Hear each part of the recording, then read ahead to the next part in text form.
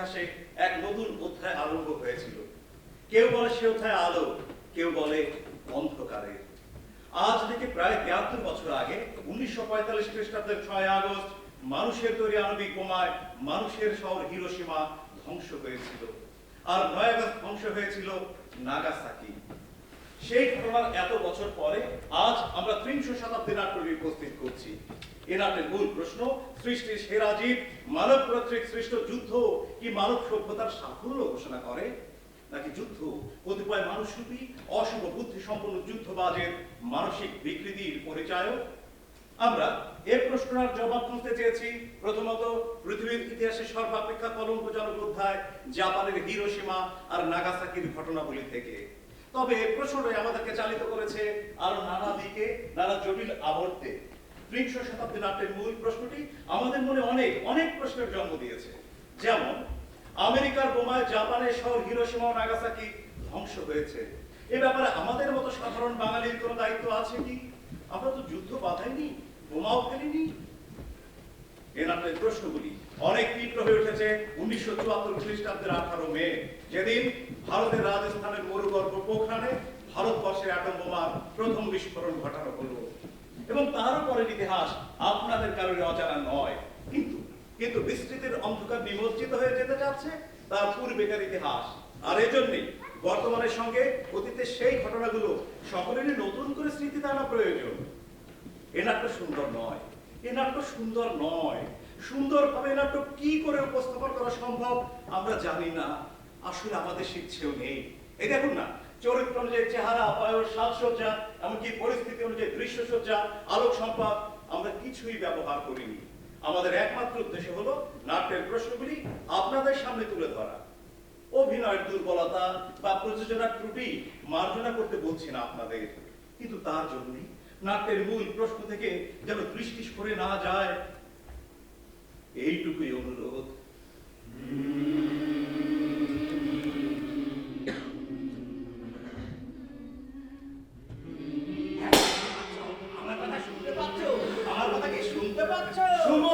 আমার বন্ধু ও আপনাদের সকলের অন্তর্গত সুচিন্তার প্রতিনিধি সুমন।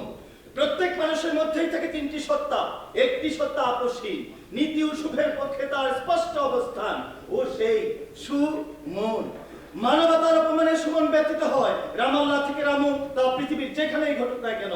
কিন্তু মানুষের বাকি দুই সত্তা, মধ্যপন্থী আর দুর্জন, তারা সুখী থাকে চিরকাল, চারপাশের সকল অসঙ্গতি দেখেও না দেখার ভান করে।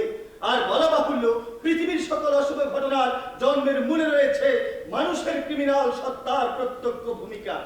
যা হোক, ও সুমন ভদ্রলোক, সাধারণ বাঙালি ভদ্র সন্তান, আপনার মতো আমার মতো, তবে বর্তমানে উন্মাদ। ৩০ শতাব্দী শোনো, ৩০ শতাব্দীর মানুষ আমার কথা শোনো, ২০ শতাব্দীর মানুষের কথা শোনো। আমার নাম সুমন। আমার নাম ওয়াসা। এরমের অর্থ জানেন তো? মধ্যপন্থী। আমি বাস্তবতা বুঝে চলি।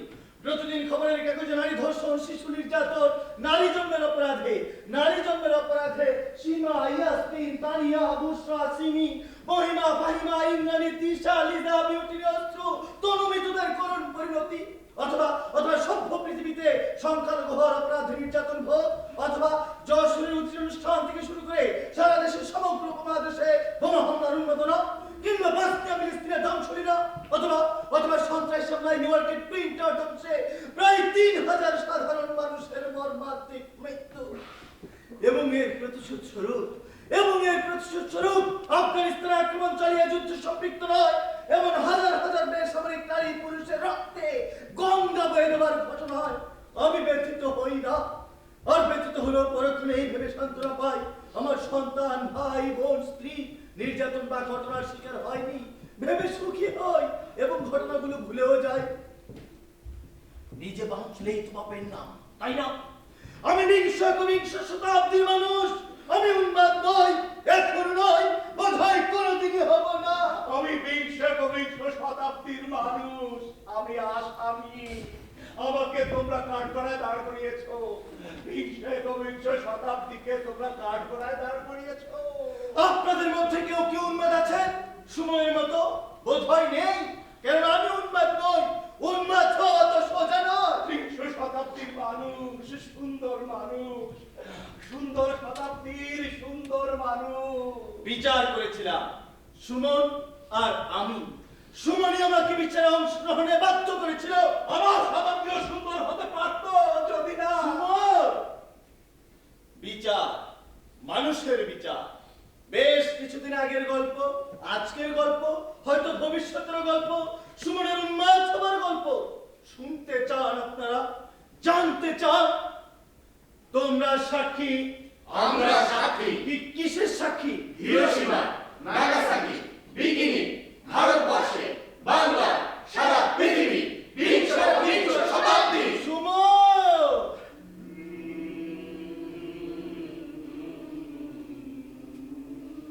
সুমন, তোর আমার মতো বঙ্গ সন্তানের তো একম্ব বানিয়ে মাথা খামাবার কথা নয়। মাথা ঘামাবার কথা, তবে ঘামায় না বেশিরভাগ বাঙালি। আচ্ছা, আমেরিকার লোক জাপানের শহর হিরোশিমা নাগাসাকিতে অ্যাটম বোমা ফেলেছে, এদিকে তোর আমার কোনো দায়িত্বই নেই। কি দায়িত্ব বল? যত পাপ সব আমেরিকার বোমা ফেলেছে বলে, যত পাপ সব জাপানের যুদ্ধ বাঁধিয়েছিল বলে। আমেরিকার সব মানুষ তাই নয়, জাপানেরও তাই। ভারতবর্ষ তথা বাংলার কিছু লোক অবস্থা গতি করে একই পাপ করবে না কথা কেউ জোর দিয়ে বলতে পারে? করবে। এই কথা বলা বেশি সহজ। তাহলে অর্থাৎ অর্থাৎ দায়িত্বটা মানুষের। হ্যাঁ, মানুষকে। তুই তুই মানুষের বিচার করতে চাস? বিচার কি করে করব? আমিও তো মানুষ। তুই তো কোনোদিন একটা বোমা ফেলবি না। কে বলতে পারে? ভেবে দেখ, আজ বিশ্বের বিভিন্ন স্থান যে অন্যায়, অবিচার, অনাচার আর পাশবিকতা, তার পেছনে তো কোনো পশু নেই। আছে তোর আমার মতো চেহারা এবং মানুষ বলে দাবিদার কতগুলো প্রাণী।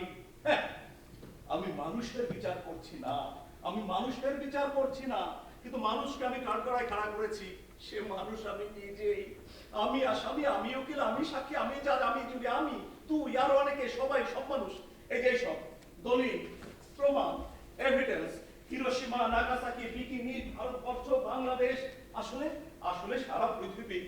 আমি হিরোশিমা দিয়ে শুরু করেছি। যদি চাস আজ রাত্রে এই বিচার শুরু করা যায়। আমি একা পেরে উঠছিলাম না ভয়ে। কিসের ভয়? একের পর এক যখন সাক্ষ্য আসবে, প্রমাণ আসবে, তখন যদি মানুষ হিসাবে দাঁড়াতে না পারি। যদি যদি যদি কি? কিছু না। তুই রাজি আছিস? রাজি না হলে কি তুই আমাকে ছাড়বি? আচ্ছা আচ্ছা, সত্যি কি ভয়ের কিছু আছে? তা বলতে পারবো না, শুধু বলতে পারি ভয় করে কোনো লাভ হবে না। ভয় করে কোনো লাভ হবে না। ভয় করাই ভালো ছিল বোধ হয় আমার। সুমন হয়তো উন্মাদ হতো না, তাহলে অন্তত সেই রাত্রে হতো না। আপনাদের কারো ভয় আছে? এই গল্প শুনতে ভয় আছে? ভয়ের কিছু নাই বোধ হয়, কারণ আমি উন্মাদ হইনি, আপনারাও হবেন না। এই শুনতে পাচ্ছ? শোনো, আমি বিংশ একবিংশ শতাব্দীর মানুষ সুমন। সুমন পাগল হয়েছে, কিন্তু আমি হইনি। হাজার হাজার লাখ লাখ কোটি কোটি লোক পাগল হয়নি। আপনাদের ভয় নেই, আপনারা থাকতে পারেন, দেখতে পারেন, শুনতে পারেন। ভয় নেই, ভয় নেই, আপনারা কেউ উন্মাদ হবেন না। আরে আরে, আপনি যদি সবাই উন্মাদ হতে পারতাম, তাহলে বিকৃত বিকলাঙ্গ কুৎসিত শতাব্দী আর বিকৃত বিকলাঙ্গ কুৎসিত থাকতো না। এই বিকৃত বিকলাঙ্গ কুৎসিত শতাব্দী, এই বিকৃত বিকলাঙ্গ কুৎসিত শতাব্দী, এই বিকৃত বিকলাঙ্গ কুৎসিত শতাব্দী, এই বিকৃত বিকলাঙ্গ কুৎসিত শতাব্দী, এই বিকৃত বিকলাঙ্গ কুৎসিত শতাব্দী।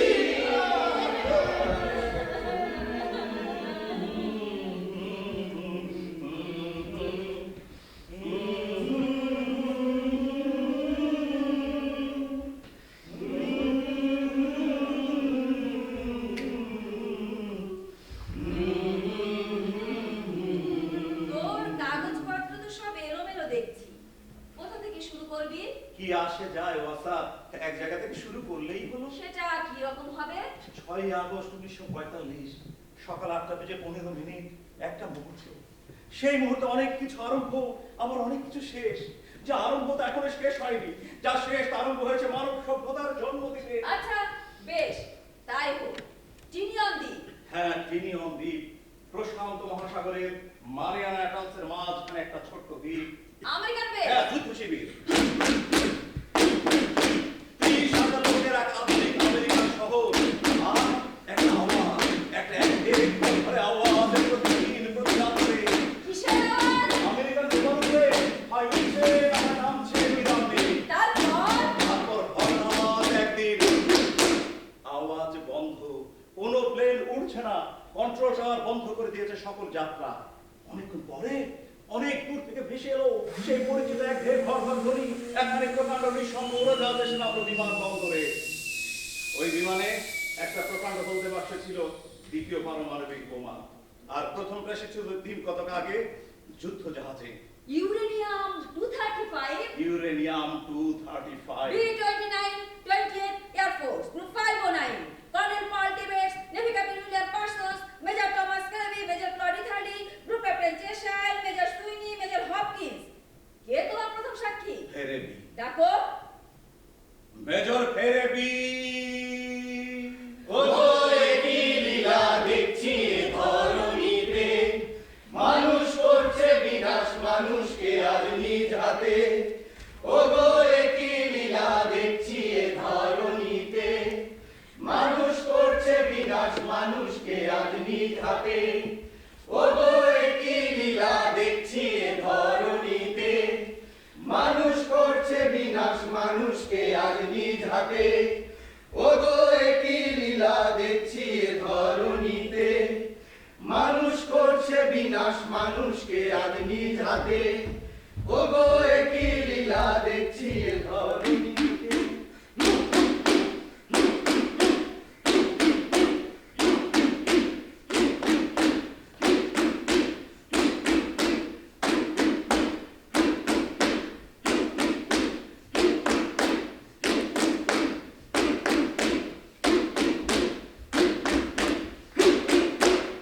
নাম থমাস ফেরেবি।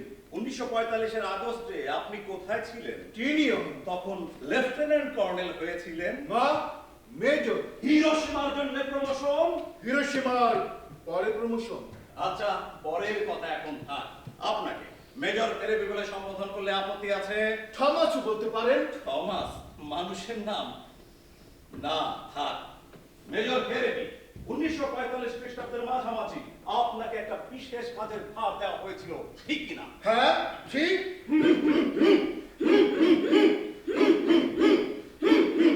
অ্যাটম বোমের সম্ভাব্য লক্ষ্যস্থল নির্বাচন করবার ভার আপনাকে। বিশেষ করে এই কাজের ভার কেন দেওয়া হয়েছিল মেজর ফেরেবি? জানি না। আমি জানি। সেরা 40 জনকে বাছাই করে বের করা হয়েছিল এয়ারফোর্স থেকে। মেজর ফেরেবি তাদের একজন। শুধু তাই নয়, এক হিসেবে তাদের 1 নম্বর। জাপানের আকাশ এত ভালো করে আর কেউ চিনত না, তাই না মেজর? হতে পারে।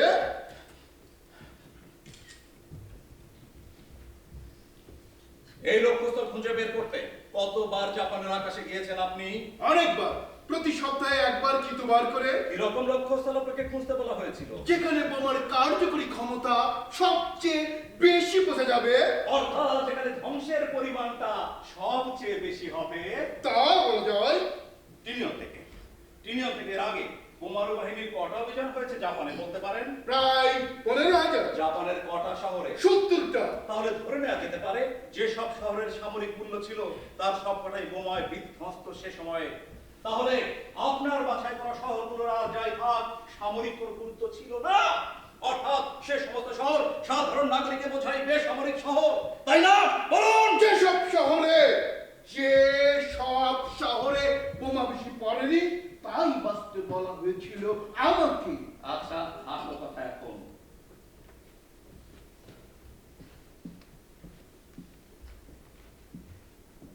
আপনার বাছাই করা 4টে শহরে সাধারণ বিমান আক্রমণ একেবারে বন্ধ করে দেওয়া হয়েছিল, এ কথা কি সত্যি? হ্যাঁ। অর্থাৎ তাদের জিইয়ে রাখা হয়েছিল। তা মানে?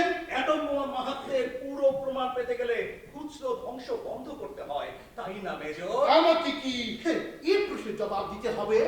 দরকার নেই।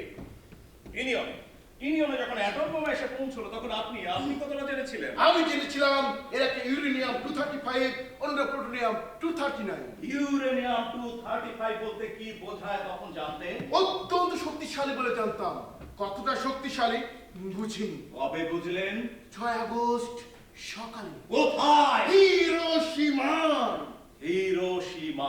6 আগস্ট 1945। মেজর ফেরেবি, আপনার অভিযানের একটা বর্ণনা দিন। 5 আগস্ট হুকুম আসে 20th Air Force Group 509, Hiroshima, কোকুরা, Niigata আর নাগাসাকি এই 4টি শহরে যে কোনো একটা বোমা ফেলবে অবস্থা বুঝে তিনটি B-29 প্লেন রাত 12টার একটু পর রওনা হবে। লিড প্লেন, যেটাতে বোমা থাকবে, তার পাইলট থাকবেন লেফটেন্যান্ট কর্নেল পল টিবেটস। এক সেকেন্ড, সে লিড প্লেনটার নাম কি ছিল জানেন? এনো লাগে কে দিয়েছিলেন ওই নাম? পল টিবেটস। কোথায় পেলেন তিনিও নাম? পলের মায়ের নাম এনো লাগে টিবেটস। মাতৃভক্ত সন্তান মায়ের নাম অক্ষয় করে রেখেছে। এটা কি প্রশ্ন? না, উত্তর। আপনার উপর কি ভার ছিল?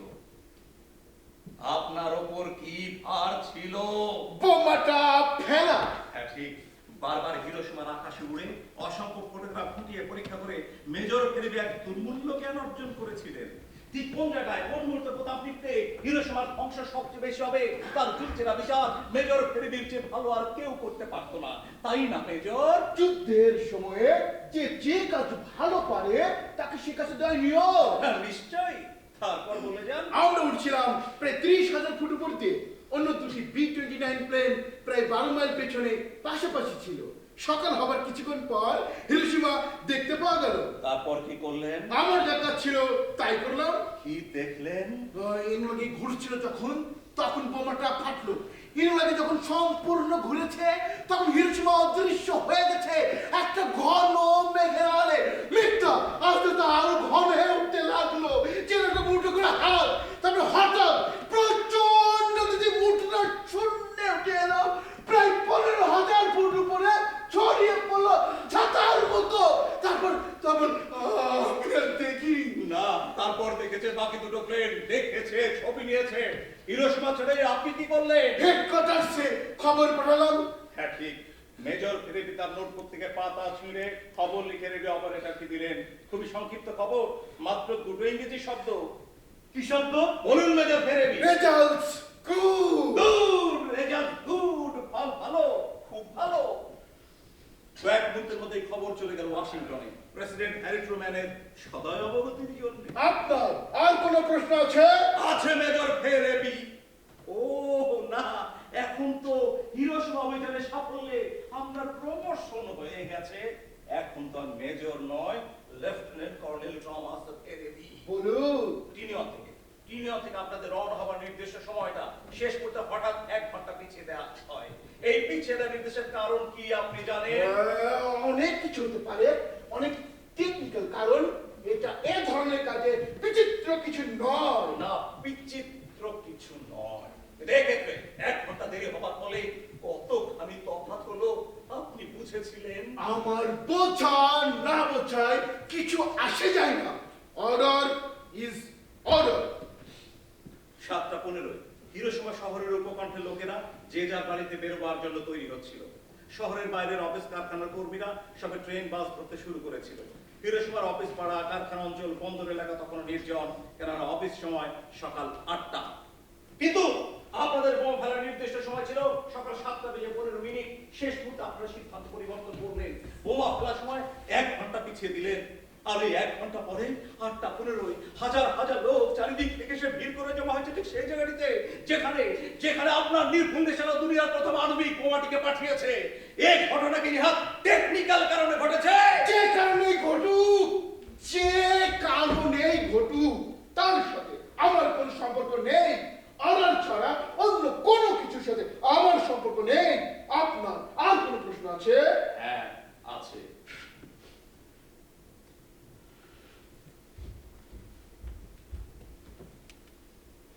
হিরোশিমা সম্বন্ধে আপনার বর্তমান মতামত কি?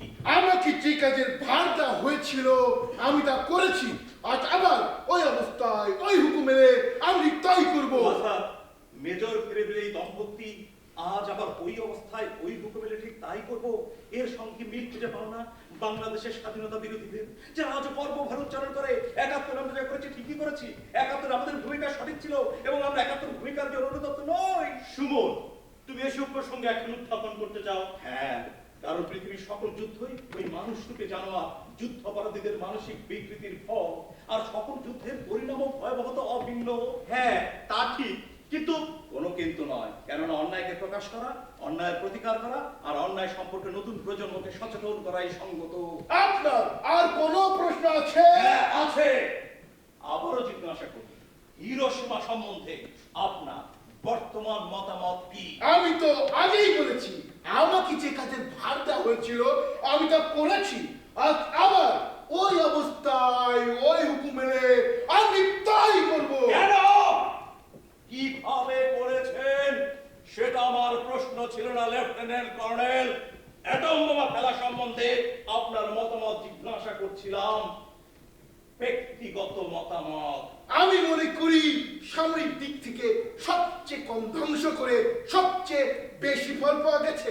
তার কারণ হিরোশিমা নাগাসাকির কয়েকদিন পরে যুদ্ধ থেমেছে। যুদ্ধের পর আপনি হিরোশিমায় গেছেন? গেছি, যুদ্ধ থামবার এক সপ্তাহ পরে গেছি। হিরোশিমার ধ্বংসস্তূপের মধ্যে হাঁটতে হাঁটতে আপনার কি মনে হয়েছে? আমার মনে হয়েছিল যা করবার ছিল ভালোভাবেই করা হয়েছে। এখন জব আর কিছু মনে হয়নি? না, মনে করো অপরাধ চেতনা জাগেনি? সেটা সেটা সেটা নিজের ব্যক্তিগত ব্যাপার, একা আমার ব্যাপার। আর কারো তা নিয়ে প্রশ্ন করার অধিকার নেই। আমি এখন যেতে পারি। এক সেকেন্ড, আপনি মেজর ক্লড ইথালিকে চেনেন? চিন্তা, ক্লড আমাদের সাথে ছিল, পাইলট। কি রকম পাইলট ছিল সে? অত্যন্ত পাকা পাইলট। মাত্র 23 বছর বয়সে রেকর্ডে 33 সফল বিমান অভিযান লেখেছিল। হিরোশিমাতে ওই মেজর ক্লড ইথালির উপর কি ভার ছিল? এনোলাগের সঙ্গে যে দুটি B-29 প্লেন ছিল তাই একটি পাইলট ছিলেন ক্লড ইথালি। 3 দিন পরে অর্থাৎ 9 আগস্ট মেজর ক্লড ইথালিকে আরেকটি অভিযানে পাঠানো হয় আরেকটি জাপানি শহরে। শহরের নাম কি? কোকুরা। কোকুরা? নাগাসাকি নয়? কোকুরা আসল টার্গেট ছিল। কোনো কারণে না হলে নাগাসাকি চেষ্টা করার কথা। ওই লিড প্লেনের পাইলট কোকুরা খুঁজে পাননি। তাহলে কোকুরা বেঁচে যাওয়া আর নাগাসাকি ধ্বংস হওয়া শুধু ভাগ্যের খেলা? যুদ্ধের সময়ে এরকম ভাগ্যের খেলা অনেক অনেক হয়। তা হয়, শুধু এত মারাত্মক তফাৎ অন্য ক্ষেত্রে হয় না। যাই হোক, নাগাসাকির পর আপনি মেজর ক্লড ইথালিকে কতদিন দেখেছেন? কি নিয়মে যতদিন ছিল সে যুদ্ধের শেষ পর্যন্ত? আগের মতোই খুশি ছিল সে? না, চুপচাপ থাকতো প্রায় সব সময়। কেন বলতে পারেন? না, কারণ মনের কথা আমি বলতে পারি না। তথ্য বা ঘটনা জানবার থাকে তো বলুন। তথ্য। আচ্ছা, মেজর ক্লড ইথালিকে বিবাহিত ছিল? হ্যাঁ, যুদ্ধের মধ্যে ছুটতে গিয়ে বিয়ে করে এসেছিল। তাদের বিবাহিত জীবনে শেষ অবধি কি গতি হলো আপনি জানেন? এইসব কথা আমাকে জিজ্ঞাসা করছেন কেন? তাকে বা তার স্ত্রীকে জিজ্ঞাসা করে তো পারেন। আচ্ছা, তাই জিজ্ঞাসা করব।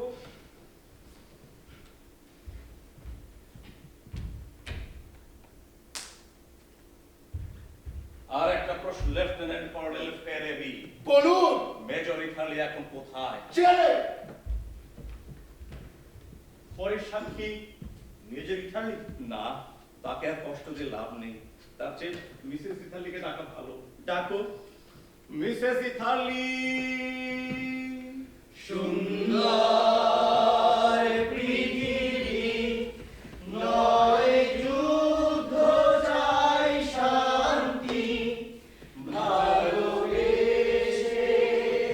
মোরা হব বিশ্বে এক জাতি।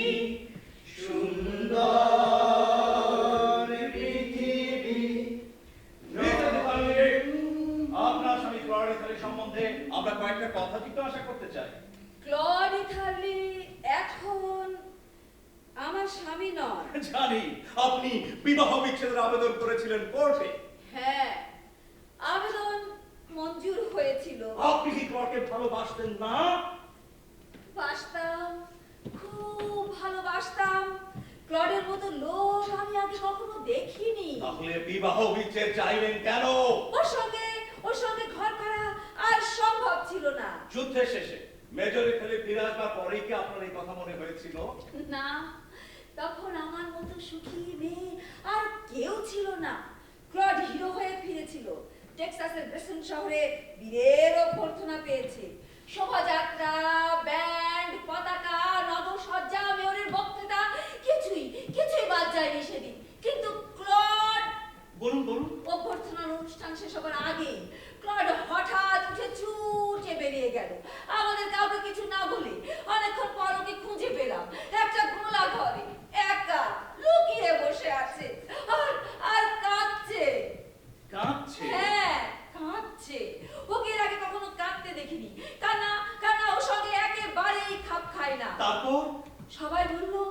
ভয়াবহ গোলমাল। যুদ্ধের পর শান্তিপূর্ণ জীবনে অনেকে মানিয়ে নিতে পারেনি প্রথম দিকে। আমিও তাই ভেবেছিলাম। নিজের ওপর প্রচন্ড বিশ্বাস ছিল, ওকে স্বাভাবিক জীবনে ফিরিয়ে আনতে পারবো। পারলেন না। না, বিশ্বাস করুন, আমি চেষ্টার কোনো ত্রুটি করিনি, কিন্তু দিন দিন অবস্থা খারাপের দিকে যেতে লাগলো। আমি ভয় পেতাম ওকে দেখে। মাঝরাতে হঠাৎ আমি ওর মানুষের গলায় চিৎকার করে উঠতো, আমাকে ছেড়ে দাও, আমাকে ছেড়ে দাও। ওই এক চিৎকার, release it। তারপর কয়েক মুহূর্ত ঘর্মাক্ত শরীরে কাঁপতো, যেন নরম দেখছে।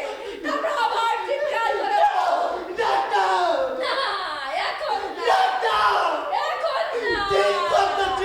বাচ্চাদের কথা চিন্তা করো। ওই শিশুরা পুড়ে যাচ্ছে। শোনো, মীরা।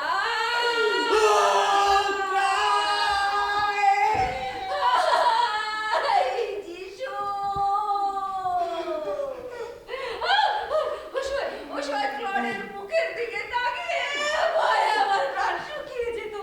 সমস্ত মুখ যন্ত্রণার ভয়ে আমার বিকৃত হয়ে উঠতো। ওকে চিনতে পারতাম না, সারা শরীর কাঁপতো। সকালে দেখতাম জ্বর এসেছে। কথা বললে শুনতে পেত না। মাঝে মাঝে দু চোখ বড় করে মেলে আমাকে বলতো, এই জিনিসপত্র গুছিয়ে দাও, আমাকে হিরোশিমা যেতে হবে। ওই পেন্টাগন হুকুম দিয়েছে। হিরোশিমা গিয়ে আমাকে দেখতে হবে ওখানকার ছোট ছোট ছেলে মেয়েদের কি হয়েছে। They want me to go to Ismani, the Pentagon. They want me to see what happened to the children there. I don't want to go. But it's an emergency. It's an order. এই এক কাল্পনিক ভয় ওকে কুড়ে কুড়ে খাচ্ছিল। পালাতে চেষ্টা করতো, পুলিশ দেখলে লুকোতো। পুলিশ কেন, ইউনিফর্ম পরা যে কোনো লোক, এমনকি পোস্টম্যান দেখলেও লুকোতো।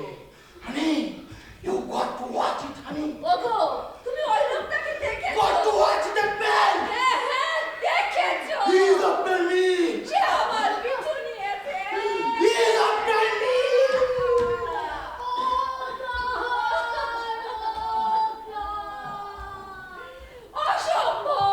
অসম্ভব হয়ে উঠছিল। পাগল হয়ে যাচ্ছিল ক্লড, বদ্ধ উন্মাদ হয়ে যাচ্ছিল। অসম্ভব হয়ে উঠছিল ওর সঙ্গে ঘর করা। বুঝতে পারছি মিসেস ইথানি। কিচ্ছু বুঝতে পারেনি, কেউ কিচ্ছু বোঝেনি। জীবসে মামলা এনেছি বলে সশস্ত্র লোক আমার দিকে অবাক হয়ে তাকাতো, যেন আমি একটা স্বার্থপর পাষণ্ড। অসুস্থ স্বামীকে ফেলে পালাচ্ছি, কিন্তু মাঝরাতে ক্লব যখন ওই রকম অমানুষিক দয়ায় চিৎকার করে উঠত, তখন তো কেউ তাকে দেখেনি। ভয়ে হিম হয়ে গিয়েও দাঁতে দাঁত চেপে ওই পাগলামি সামলেছে। ওদের কাউকে তো সামলাতে হয়নি। ওরা জানবে কি করে? ওরা তো দোষ দিয়ে খালাস। আমি আপনাকে দোষ দিচ্ছি না মিসেস ইথানি, বিশ্বাস করুন। আমি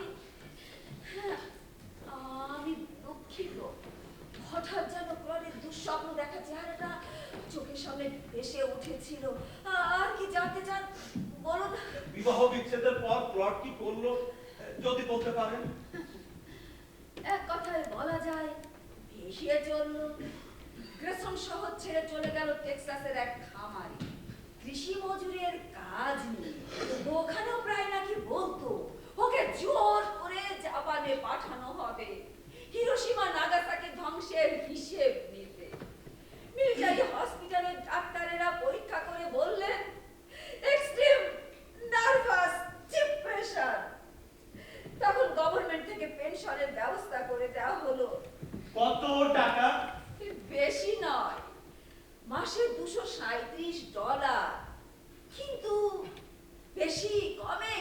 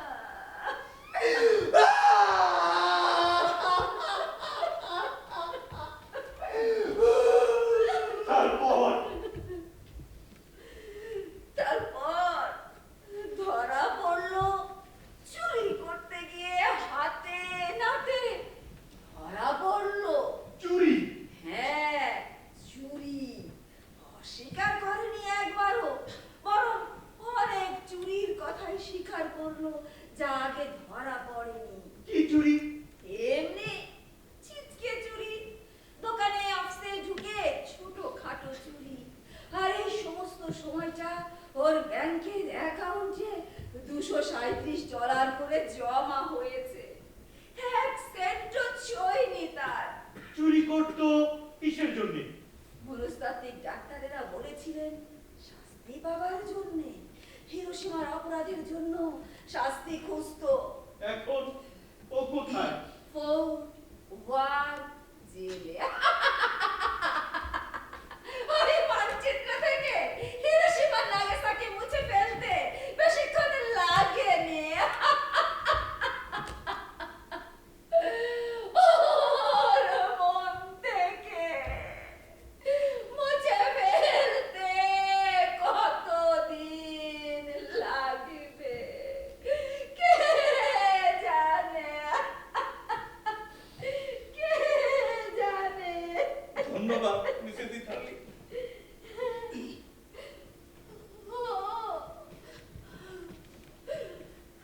আচ্ছা,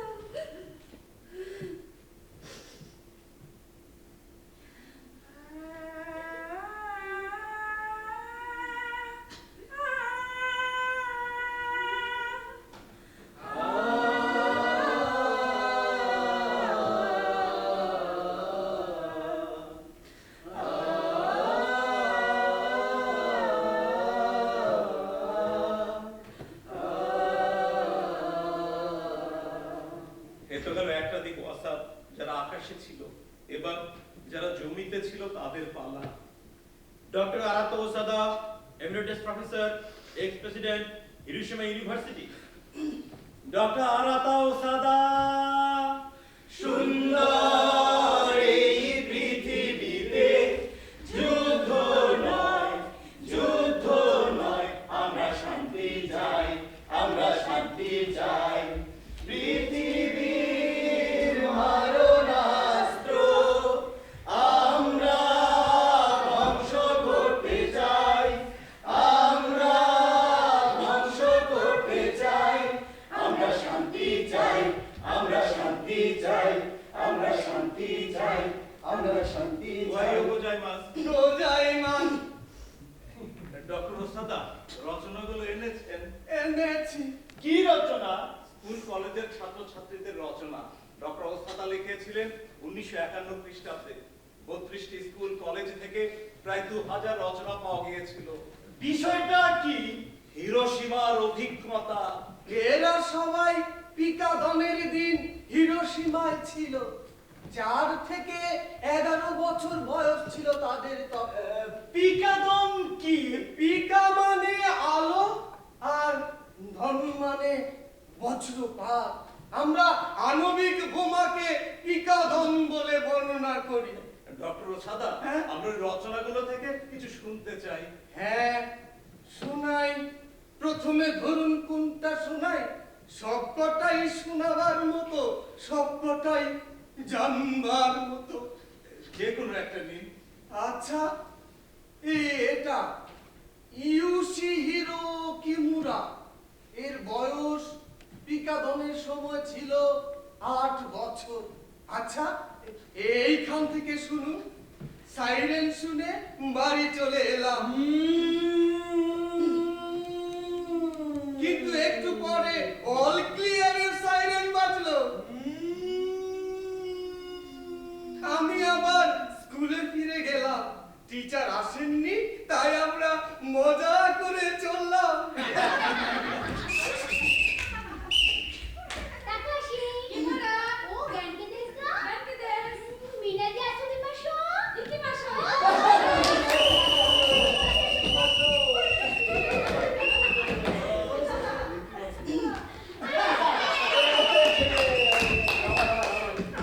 তারপর প্লেনের শব্দ শুনতে পেলাম। কয়েক সেকেন্ড পরে হঠাৎ চারদিক একটা অতি উজ্জ্বল হলদে আলোয় ঝলসে উঠল। 2 সেকেন্ড পরে একটা প্রচন্ড শব্দ।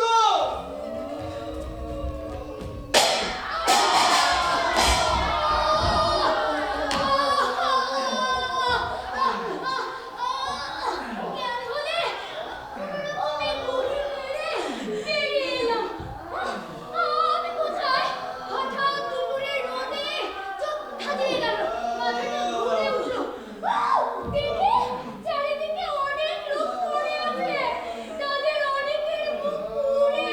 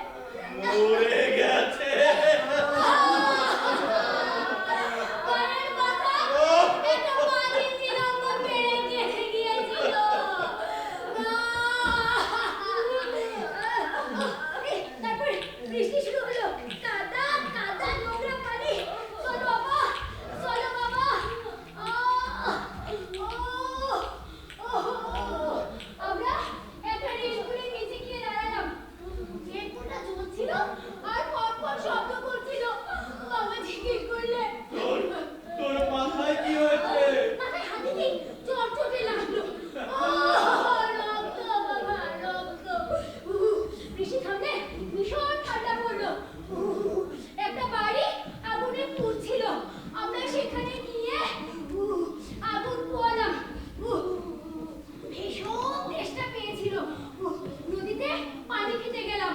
অনেকগুলো কালো কালো পুরো পুরো মৃতদেহ পানিতে ভেসে এসেছিল। আমি সেগুলো ঠেলে সরিয়ে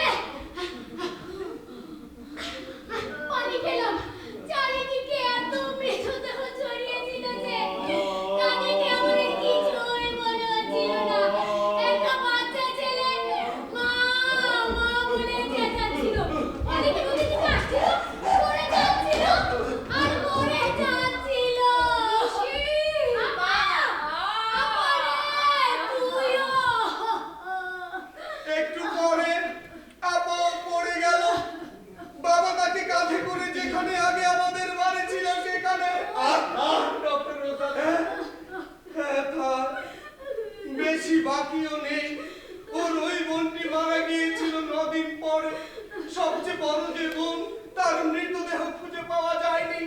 যেখানে সার্বজনীন চিতায় মৃতদেহগুলি পোড়ানো হচ্ছিল, সেখান থেকে ওর বাবা এক মুঠো ছাই নিয়ে এসেছিল। এইটুকু শুনুন ঘটনার শেষটা। যুদ্ধ প্রত্যেক মানুষের শত্রু। আমরা যদি চিরদিনের মতো যুদ্ধ দূর করতে পারি, শান্তি প্রতিষ্ঠা করতে পারি, তবে আমি জানি পরপরে আমার মা শান্তি পাবে, শান্তি পাবে।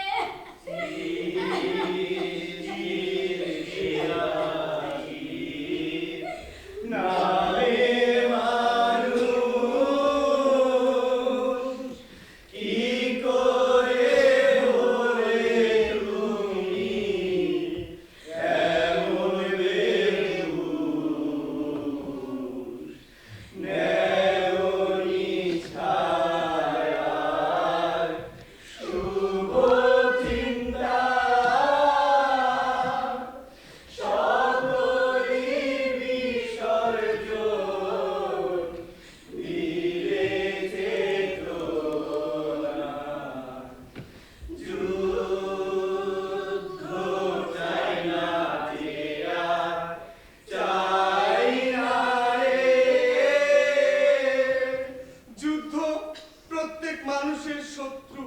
আমরা যদি চিরদিনের মতো যুদ্ধ দূর করতে পারি, শান্তি প্রতিষ্ঠা করতে পারি, তবে আমি জানি পরপারে আমার মা শান্তি পাবে। এরকম দু একটা কথা তো থাকবেই। কাঁচা হাতের লেখা তো, অল্প বয়স। হ্যাঁ ডক্টর সাদা, বড় কাঁচা হাত, বড় অল্প বয়স। বয়স হলে সব কাঁচা কথা আর বলবে না। আর শুনবেন, আরো অনেক আছে। সবই তো এইরকম। হ্যাঁ, সবই এইরকম, এই একই রকম। আবার সবই আলাদা। আলাদা আলাদা মানুষ তো, আলাদা আলাদা জীবন। 2,47,000 আলাদা আলাদা জীবন। 2,47,000? 2,47,000 অবশ্য একদিনে নয়, সব ধরে। যারা পরে মারা গিয়েছিল, রেডিও অ্যাক্টিভিটির আক্রমণে যারা মরেছিল। রেডিও অ্যাক্টিভিটির আক্রমণ, তেজস্ক্রিয়তা, জাপানিকে বলে বিশ্বের ছোঁয়া। এরও পৃথিবীতে কোন ডাক্তার প্রথম পরীক্ষা করেন জানো আসা? Doctor Michiko Hachiya. তার প্রথম রোগী ছিলেন তিনি নিজেই। আমি কি তাহলে এখন? হ্যাঁ ডক্টর সাদা।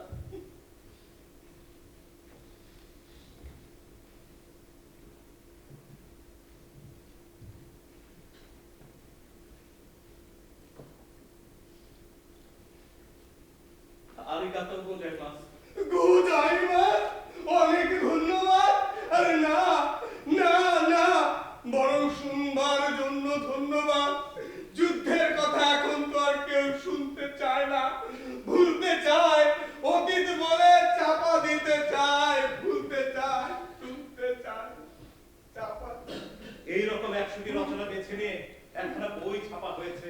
দুনিয়াতে সেটাই বোধহয় একমাত্র বই যা ছোটদের লেখা, ছোটদের পড়বার উপযোগী নয়। No man is an island. Death diminishes me because I am involved in mankind and therefore never seem not to know for whom the bell tolls. It tolls for thee. মানুষ কোনো বিচ্ছিন্ন দিক নয়, মৃত্যু আমাকে খর্ব করে, কেননা মানব গোষ্ঠীর সাথে অঙ্গাঙ্গি আমি জড়িত। সুতরাং জিজ্ঞেস করো না কার জন্য মৃত্যুর ঘন্টা বাজে, সে তোমার জন্যে, সে তোমার জন্যে। ইংরেজ কবি জন ডান এ কথা বলেছিলেন। এবার ডক্টর হাতিয়া। Doctor Michihiko হাচিয়া।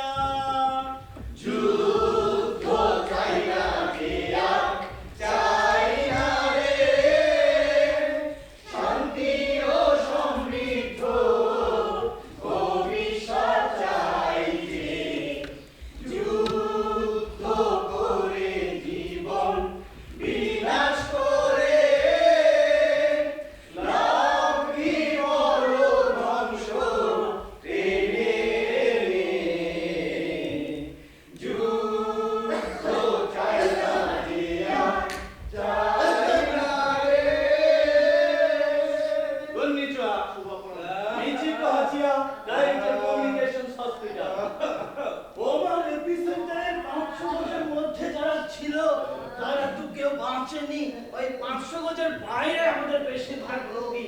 এই যেমন ধরুন এটা, এই দেখি তো সিস্টার, নাম তাকাতা, মহিলা, বয়স 28, প্রথম পরীক্ষার তারিখ 28শে আগস্ট 1945। লক্ষণ সাধারণ দুর্বলতা, পেটের অসুখ, মাঝে মাঝে বমি। দেখি তো মা, জিভের স্বাদ গ্রহণের ক্ষমতা নষ্ট, এই কয়েকদিন পর চুল খসে যেতে শুরু হওয়া। নারী স্বাভাবিক, নিঃশ্বাস স্বাভাবিক, কিন্তু ইউরিন নেগেটিভ। ওই থোরাস বা অ্যাবডোমেনে অস্বাভাবিক কিছু নেই। রক্তে শ্বেতকণিকার পরিমাণ ভীষণ কম। এই একটা ব্যাপার প্রায় প্রত্যেকেরই দেখা গেছে, রক্তে শ্বেতকণিকার পরিমাণ ভীষণ কমে যায়। সারা গায়ে ছোট ছোট পেটিকিয়া, আলপিনের মাথার সাইজ। এই পেটিকিয়া, পেটিকিয়া হচ্ছে চামড়া লাল বা বেগুনি চাকা চাকা দাঁত, রক্তের এক্সট্রাভেসেশনের ফল। স্যার একটু স্যার 1 সেপ্টেম্বর পেটিকিয়ার সংখ্যা বৃদ্ধি, আকার আঙুলের মাথার মতো, দুর্বলতা, জ্বর, খিদের অভাব, স্টুল দিনে 3 বার। 9 সেপ্টেম্বর নারী অত্যন্ত মৃদু, পেটিকিয়ার সংখ্যা বৃদ্ধি, আকার পাইলট দিনের মতো। সিস্টার চালান সিস্টার লাগবে না। 13 সেপ্টেম্বর রোগীর মৃত্যু, এবিসিসি ডাক্তারদের অভিমত হলো। এবিসিসি মানে এবিসিসি অ্যাটমিক বম কন্ট্রোল কমিশন, আমেরিকার সংগঠন। ওরা আণবিক রোগ নিয়ে প্রচুর গবেষণা করেছে, বিশেষ করে ওই নবজাত শিশুদের উপর এই রোগের প্রভাব নিয়ে। ওরা বলে রেডিও অ্যাক্টিভিটির বিপজ্জনক প্রভাব শুধু তাদের উপর পড়েছে যারা বোমা বয়স্ক হয়ে ওখানে উপস্থিত ছিল। পরে জানা গেছে তাদের উপর নাকি কোনো প্রভাব নেই, কিন্তু আমরা দেখেছি, হ্যাঁ আমরা দেখেছি, কয়েকদিন পর বাইরে থেকে ওখানে গেছে এমন লোকেরা আক্রান্ত হয়েছে।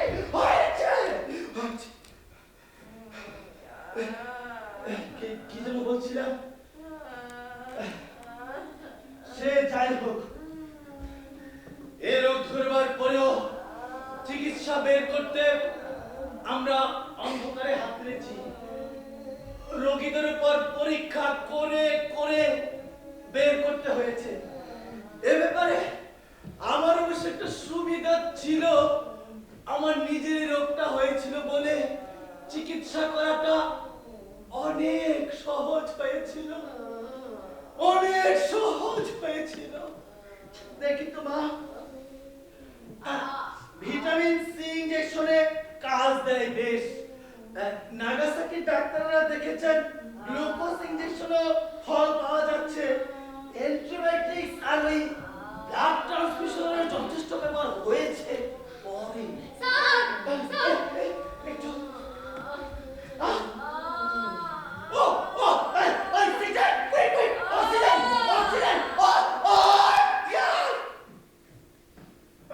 একবার লিউকেমিয়া জানিয়ে গেলে, লিউকেমিয়া বা ব্লাড ক্যান্সার চিকিৎসায় বের হয়নি এখনো। আচ্ছা আচ্ছা, আর যদি কোনো প্রশ্ন না থাকে আমি চলি, আমাকে আবার এই হাসপাতালে ফিরতে হবে।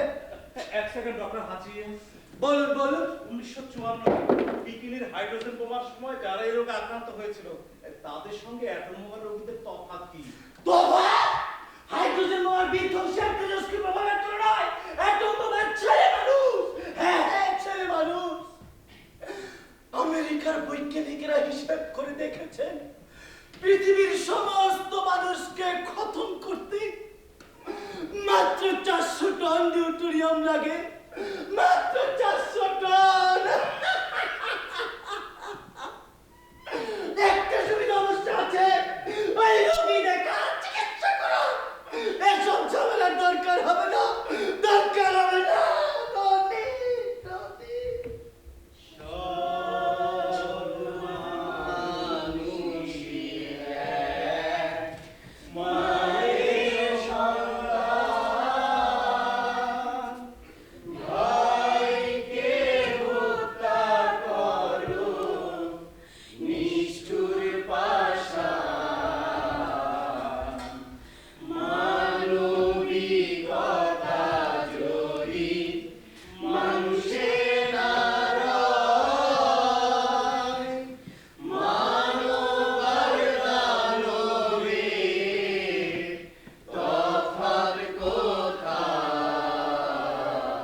আচ্ছা এবার দেখা যাক। আর থাক সুমন, যথেষ্ট হয়েছে। যথেষ্ট হয়েছে? হিরোশিমার বৃহত্তম পর্বত ঘেঁটে কি লাভ হবে? এর কি কোনো শেষ আছে?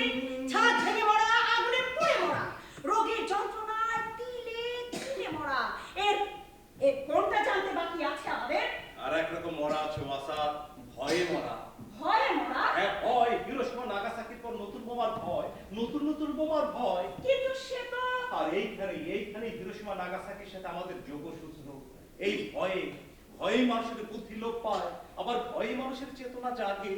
যদি তাই হয়, দাঁড়াও ওয়াসাদ, আগে 1,63,641 সাক্ষ্যটা শুনে নে। সে আবার কি? একটা নম্বর 163641, একটা ফাইল কাওয়াগুচি, এনমন কাওয়াগুচি। লা লা লা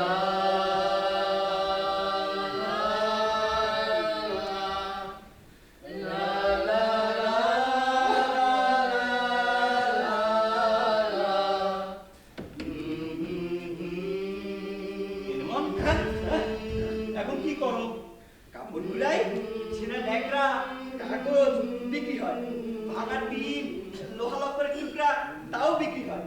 হ্যাঁ হ্যাঁ বিক্রি হয়। তুমি 1945 আগস্টের আগে কি করতে নেমন?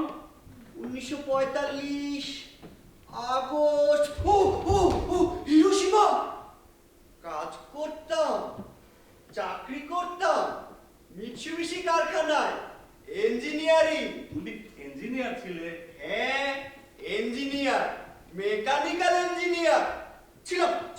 এই 6 বছরের গল্পটা আমাদের বলতে পারবে মনে করে? গল্প? ও গল্প।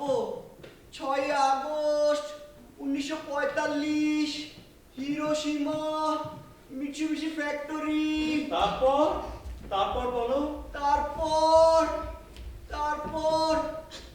ভোর হলো, তারপর 8টা বাজলো, অফিসে লোক বসে আছে, ব্লুপ্রিন্ট চেক করতে হবে।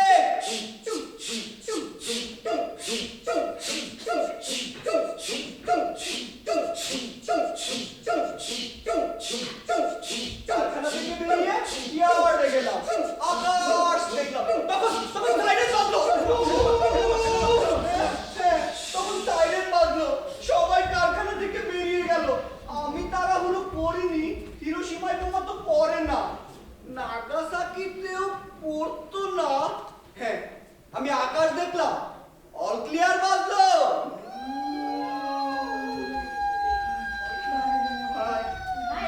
সবাই ফিরে এলো, তখন প্লেন দেখলাম অনেক উঁচুতে, কিন্তু অক্লিয়ার হয়ে গেছে। তাছাড়া হিরোশিমায় বোমা তো পড়ে না।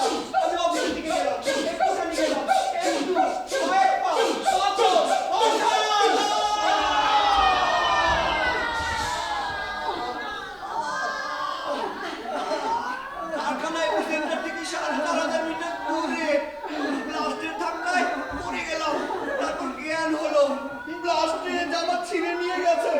কারখানার গুদামে আগুন ধরে গেছে। আগুন আর ধোঁয়া আর ধুলো আর মেঘ, হ্যাঁ মেঘ, মেঘ মাটি থেকে আকাশে উঠছে। কিছু বুঝলাম না, উঠলাম, কোমরে খুব ব্যথা, হাত দিলাম, রক্ত একটা ডালে ছিটকে এসে লেগেছে, খুব গরম, গায়ে ফোস্কা পড়ে গেছে। কিছু বুঝলাম না, শুধু বুঝলাম পালাতে হবে, বাঁচতে হবে। নদীর দিকে ছুটলাম, কোথা নদী, চারিদিকে আগুন, কারখানার গুদামে আগুন ধরে গেছে, শুধু নদীর পানিতে আগুন নেই। লাফিয়ে পড়লাম, ভালো সাঁতার জানতাম, সরু নদী কিন্তু অনেক কড়া ভাসছে, অনেক জ্বলন্ত জিনিস চিটকিয়ে চিটকিয়ে পড়ছে। দিকে দিকে ওপারে গেলাম, উঠতে পারলাম না, নলখাগড়ায় আগুন ধরে গেছে, গাছ জ্বলছে, ঘাস জ্বলছে। ফিরলাম, সাপটে ফিরলাম এপারে, এপারেও আগুন দ্বিগুণ হয়ে জ্বলছে।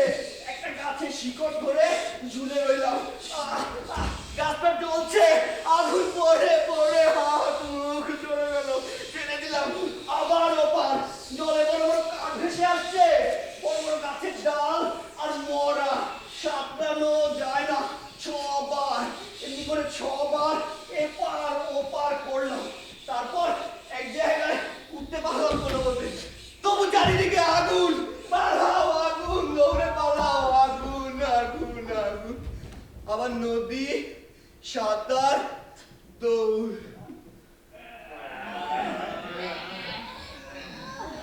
শেষে ফিজিয়ামা পৌঁছালাম। 6 ঘন্টা পর খুব ভিড়, অনেক মানুষ, মানুষ, হ্যাঁ মানুষ, কিন্তু মানুষের মতো চেহারা নয়। ভিড় ঠেলে এগুলাম, বাড়ি নেই, খুব ভিড়, সবাই শহরের বাইরে যাচ্ছে। বসে বসে ভাবলাম, আরে শহরটা গেল কোথায়? ক্ষুধা পেল, খাবার নেই, শীত করলো, গায়ে জামা নেই। হাঁটলাম, হাঁটলাম ভিড়ের সঙ্গে, শেষে ওই স্টেশনে এসে দাঁড়ালাম। হিরোশিমার পরের স্টেশন। একটা মালগাড়ি দাঁড়িয়ে আছে, একটা ওয়াগনে উঠে শুয়ে ঘুমিয়ে পড়লাম।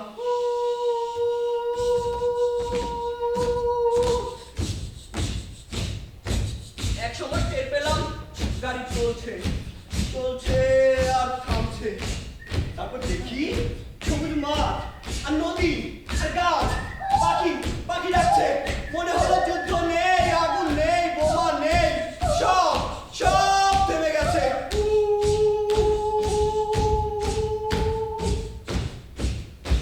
এভাবে কতদিন কেটেছে জানি না। একদিন সকালে গাড়ি থামলো,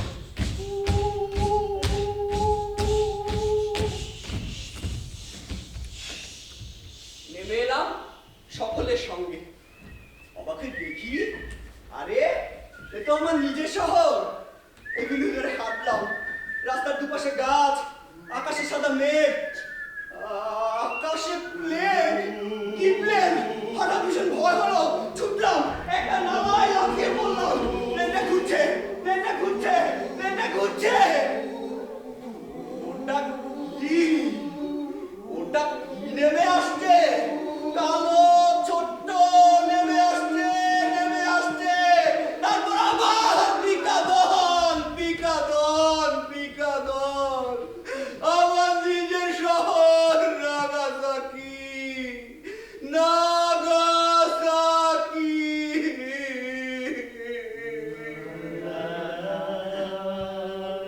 3 দিনে 2 বার পিকাদন, 2টো অ্যাটম বোমা, 2টো শহরের ধ্বংস।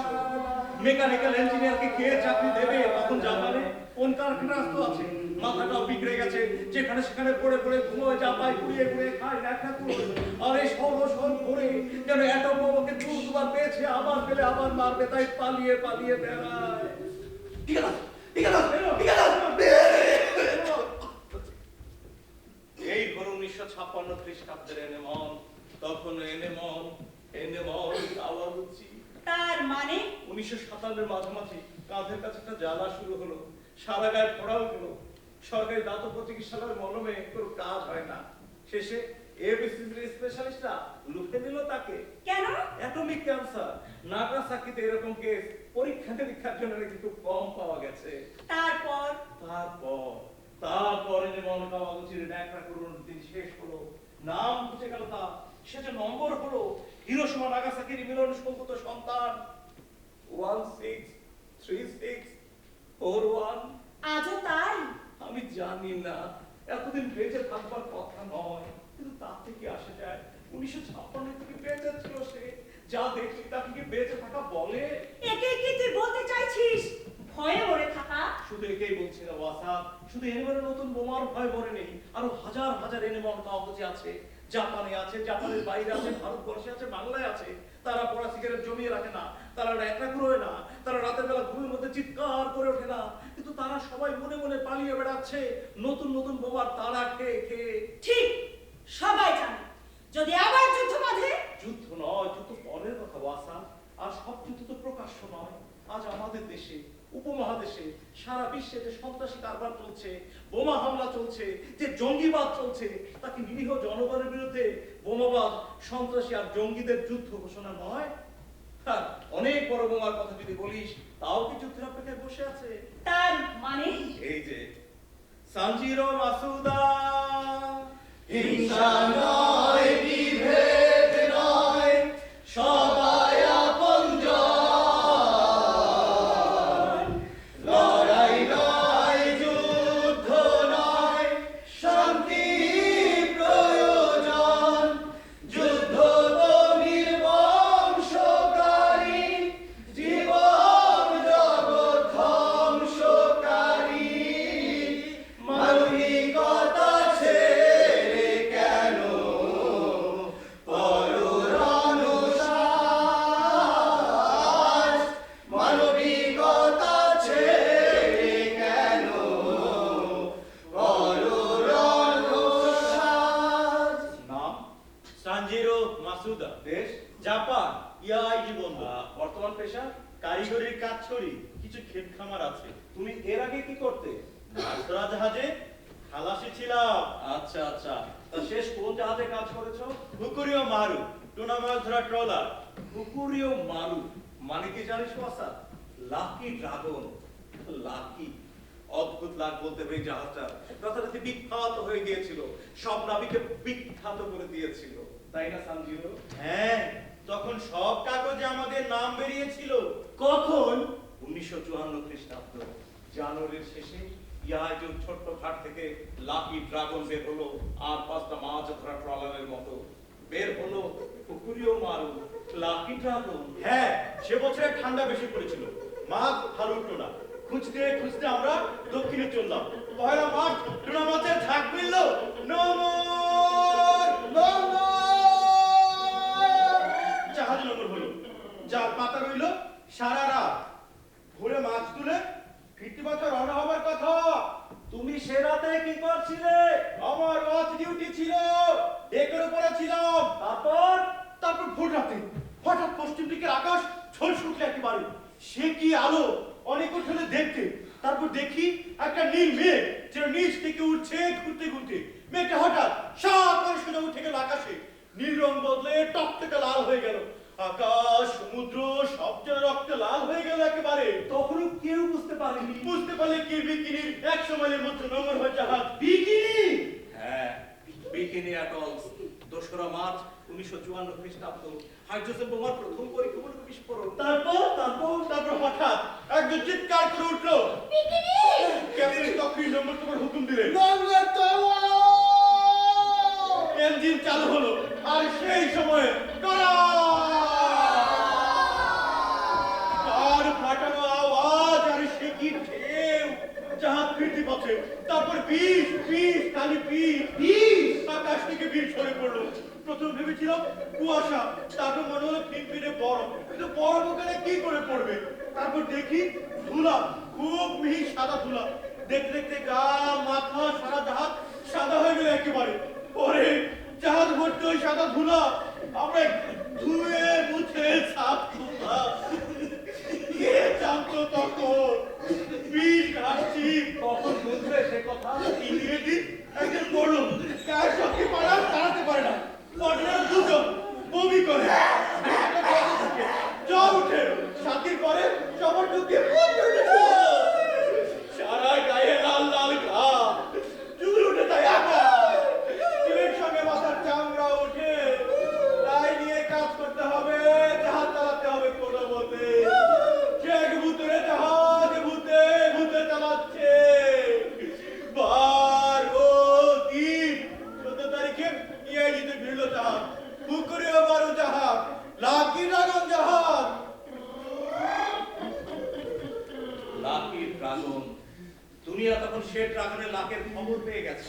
দুনিয়া তখন মুগ্ধ, এইটুকু মানুষের এইটুকু মগজ থেকে কি জিনিস এটা বেরিয়েছে।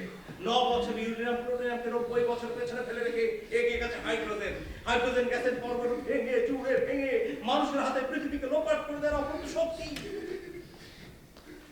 কিন্তু থাকো কথা এখন সানজিরো, বলো। পরদিন টোকিও রেড ক্রস হাসপাতাল আর ইউনিভার্সিটি থেকে বললো রেডিও অ্যাক্টিভিটি, তেজস্ক্রিয়তা, আর আমরা ওই টোকিওতে চালান হলাম এক করে। তারপর বড় বড় বিশেষজ্ঞ ডাক্তারেরা জমের সাথে লড়াই করে 23 জনের মধ্যে 22 জনকে ফিরিয়ে এনেছে। আর হাইড্রোজেন বোমার মাহাত্ম্যের প্রচুর তথ্য প্রমাণ পাওয়া গেছে ওই 23 জনের রোগ যন্ত্রণায়। সানজিরো হাসপাতালে ছিল কম মাস কেন? 1 বছর 8 মাস। 1 বছর 8 মাস যত রকম রোগের যন্ত্রণা আর বিভৎসতা তোর কল্পনা আসবে ওয়াসা। ধরে নে তার যে অনেক বেশি সানজিরো ভুগেছে হাসপাতালে একা শুয়ে শুয়ে। একা নয়, মাস তো প্রতি মাসে 2 বার করে ইয়াইজু থেকে গাড়ি ভাড়া করতে গেছে তো কে জানে। টোকিও শহরের রাস্তা হারিয়ে ফেলতো প্রায়ই। ইয়াইজুতে সবাই মাকে এড়িয়ে চলতো আমার কাছে আসে বলে। একদিন একা ভেসে চিঠিটা বের করে দিল। কার চিঠি? আমার সঙ্গে যার বিয়ে হবার কথা ছিল, আমি তাকে ভালোবাসতাম। বাড়ির দরজায় বন্ধ চিঠি রেখে গেছে। মা ধরে নিয়েছিল। মা ভেবেছিল চিঠিটা পেয়ে হাসপাতাল আমার খুব ভালো লাগবে। সেদিন নিজের চেয়ে মার জন্য আমার কষ্ট লেগেছিল বেশি। কি ছিল চিঠিতে? কি আবার থাকবে? বিশ্বরকে বিয়ে করবে কোন সাহসে? কিন্তু বিয়ে তো একজন তোমাকে করেছে সে সম্পত্তি। হ্যাঁ, এই বিশ্বরকে নিয়ে তার কাজ ছিল। টোকিও হাসপাতালে নার্স ছিল সে। কিন্তু আমি জানি সানজিরো, না, আমি নালিশ করবো না। মা আছে, আমার বউ খুব ভালো মেয়ে। একটা ছোট্ট বাড়ি তুলেছি, ওই আমেরিকান সরকার ক্ষতিপূরণ দিয়েছিল সেই টাকা দিয়ে। আমি ভালোই আছি। তাছাড়া এ তো আমার একার নয়, একজন বাদে সকলেরই এক হাল। কি হাল? 22 জনের মধ্যে 21 জনেরই প্রজনন ক্ষমতা নষ্ট হয়ে গেছে রেডিও অ্যাক্টিভিটির দাপটে। এক অপূর্ণীয় ক্ষতি। আমি কি তাহলে এখন? দাঁড়াও সানজিরো, মানুষের মানবিকতা আজও যে সম্পূর্ণ বিনাশ হয়নি তার প্রমাণ তোমার স্ত্রী, যে কোনোদিন সন্তানের মা হতে পারবে না জেনেও তোমাকে বিয়ে করেছে, তোমার অসহায় জীবনের সাথী হয়েছে। আমরা সকলে মিলে দাঁড়িয়ে তাকে একবার শ্রদ্ধা জানাতে চাই। দর্শক মন্ডলী, একজন সত্যিকারের মানুষের সম্মান জানাতে আপনাকে আমাদের সঙ্গে একটুখানি দাঁড়াবেন। Dear audience, would you please stand up with us to show honor to the real woman?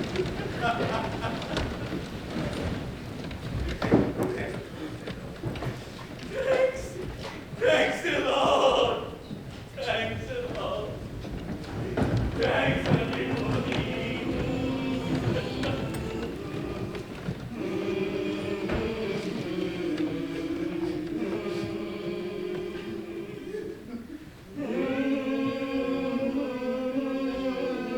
একটা বৈজ্ঞানিক তথ্য শোনবো আসান। 1945-এ হিরোশিমার আণবিক বোমাটার শক্তি ছিল 20,000 টন টিএনটি। আর 1954-এ বিকিনির হাইড্রোজেন বোমার শক্তি 2 কোটি টন টিএনটি সমান, অর্থাৎ ঠিক 1000 গুণ। বিজ্ঞানের জয়যাত্রা একটা দুটো নয়, আজ অবধি হাজার হাজার পারমাণবিক বিস্ফোরণের পরীক্ষা হয়েছে এই পৃথিবীর বুকে। তার বিপজ্জনক তেজস্ক্রিয়তার পুরো হিসাব এখনো কেউ জানে না। বৈজ্ঞানিকরা ধারণা করেন 1945 থেকে আজ পর্যন্ত যতগুলি পারমাণবিক বিস্ফোরণের পরীক্ষা হয়েছে তার তেজস্ক্রিয়তার ট্রেতে এই পৃথিবীতে কমপক্ষে 1/2 কোটি বিকলাঙ্গ শিশু জন্মেছে। আজ এই পৃথিবীর বুকে যে প্রায় 15,000 পারমাণবিক অস্ত্রের মজুদ আছে তাদের সবুজ কোমল প্রিয় গ্রহটিকে অন্তত 28 থেকে 38 বার পর্যন্ত ধ্বংস করা সম্ভব। একমাত্র মার্কিন যুক্তরাষ্ট্র আর রাশিয়ার অস্ত্র ভান্ডার রয়েছে পৃথিবীর মোট পারমাণবিক অস্ত্রের প্রায় 92-93%। অর্থাৎ আমেরিকা এবং রাশিয়া পারমাণবিক অস্ত্রের সংখ্যা প্রত্যেকের প্রায় 6,500-এর মতো করে, এবং দেশ দুটির ক্ষেপণাস্ত্রের সর্বোচ্চ পাল্লা এমন যে তা পৃথিবীর যে কোনো স্থানে আঘাত হানতে সক্ষম।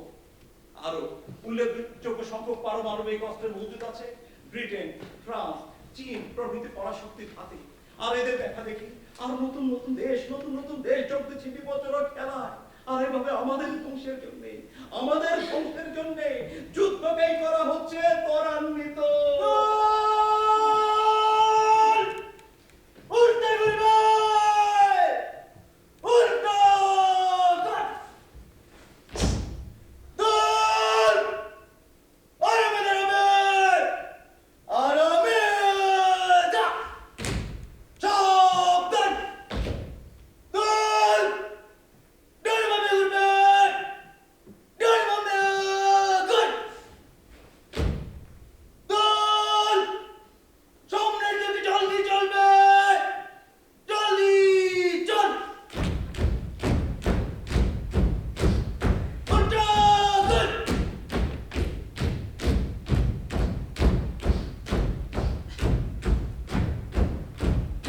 এবার চল! দল! সামনের দিকে ঘুরবে! সামনে ঘুর! যুদ্ধ সংবাদ!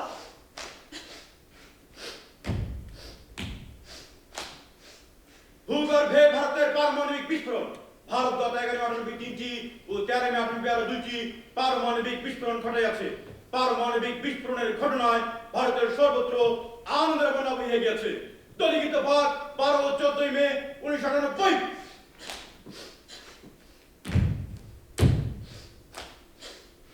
পাকিস্তানের পারমাণবিক বোমার বিস্ফোরণ। 28 মে 98 পাকিস্তান পরপর 5টি এবং 30 মে 98 আরো একটি পারমাণবিক পরীক্ষা চালাইয়াছে। পারমাণবিক বিস্ফোরণের খবর প্রচারিত হইলে পাকিস্তানের আনন্দিত জনগণ নিজেদের মধ্যে মিষ্টি বিতরণ করেন। দৈনিক ইত্তেফাক 29 ও 31 মে 1998।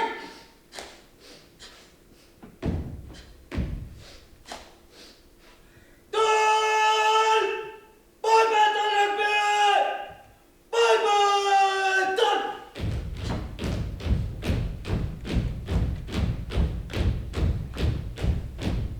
এবার চল! যুদ্ধ সংবাদ!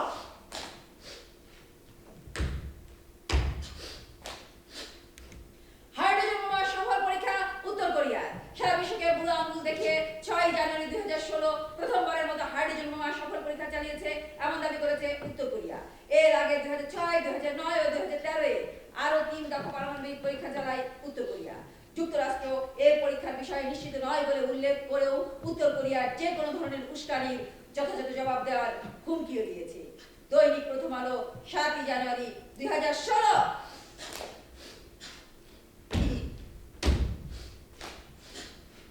যুক্তরাষ্ট্র ও তার মিত্ররা ইরানের পারমাণবিক কর্মসূচি নিয়ে যার কারণে উদ্বিগ্ন। এদিকে মার্কিন যুক্তরাষ্ট্রের আশীর্বাদ পুষ্ট হয়ে মধ্যপ্রাচ্যের একক ক্ষমতাধর হতে প্রয়াসী ইসরায়েলের হাতে রয়েছে 2 শতাধিক পারমাণবিক অস্ত্র। সূত্র ইন্টারনেট।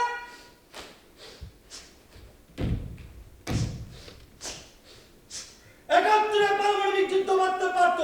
1971-এ বাংলাদেশের স্বাধীনতা যুদ্ধের সময় যুক্তরাষ্ট্র দক্ষিণ এশিয়ায় একটি বড় ধরনের যুদ্ধের আশঙ্কা করেছিল, যা এমনকি পারমাণবিক যুদ্ধের রূপ নিতে পারত। সম্প্রতি মার্কিন পররাষ্ট্র দপ্তর হতে প্রকাশিত সেই সময়কার সরকারি নথিপত্রে এ তথ্য বেরিয়ে এসেছে। দৈনিক প্রথম আলো 24 মার্চ 2005। দল! আরামে যা! সাবধান! দল! ডানে দেখবেন! ডানে দেখ! সামনে দেখ! এলো!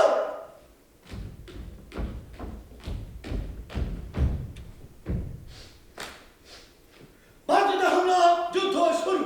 জাতিসংঘের অনুমোদনের তোয়াক্কা না করে বহুরাষ্ট্র সহ বিশ্ব জনমত গ্রাহ্য করে 20 মার্চ 2003 মার্কিন যুক্তরাষ্ট্র ইরাক আক্রমণ করেছে। এভাবে শুরু হলো আধুনিক ইতিহাসের সবচেয়ে আকাঙ্ক্ষিত এক বারবার যুদ্ধ। দৈনিক প্রথম আলো 21 মার্চ 2003। Quick mark!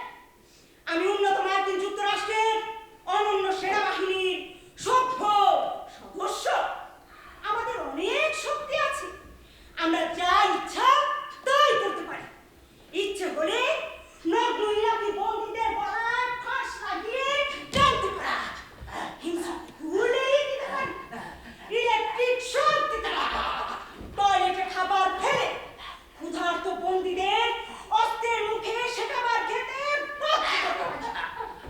আমরা আরো অমানবিক, আরো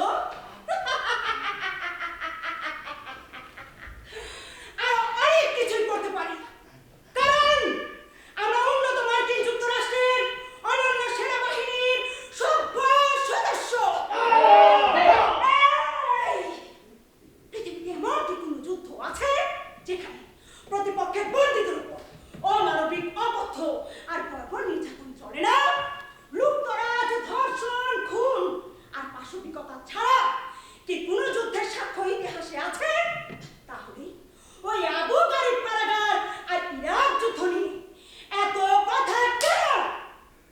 ইরাকে আমরা এসেছি সাদ্দামকে উৎখাত করতে, ইসরায়েলের নিরাপত্তার স্বার্থকে নিশ্চিত করতে, ইরাকের বিপুল তেল ভান্ডার হাতের মুঠোয় এনে ফায়দা লুটতে।